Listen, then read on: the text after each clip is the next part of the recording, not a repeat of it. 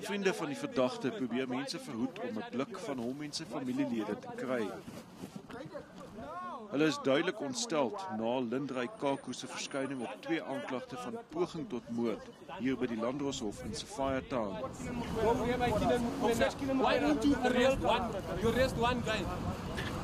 In die hof het dit aan die lig gekom, die 24-jarige Kaku word ook aangekla van 3 ander sake van poging tot moord. Volgens die nasionale vervolgingsgesag was hy boonop uit op borgtog op 'n aanklag van moord. Die 3-jarige Luke Tibbets is steeds aan lewensondersteunende masjiene in die hospitaal gekoppel.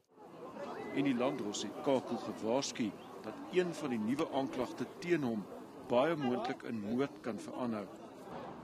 Politieke leiers skets 'n donker, gewelddadige prentjie van Kaku. In our records, there are 6 cases against this gentleman, and all of them, it's actually violent crime. All of them, it's attempted murder. Amptenare sê hulle het reeds onderhoude met minstens 13 mense gevoer oor Kaku, terwyl gemeenskapsleiers pleit vir eenheid in die gemeenskap. Laat die gereg sy werk doen. Gee die polisie al die ondersteuning wat ons kan om hulle werk te doen. Laat ons nie vinger wys en die polisie verdink voor ons nog nie by die hof gekom het nie. Kaku is op 12 Augustus terug in die hof wanneer hy waarskynlik 'n borgtog aansoek gaan bring.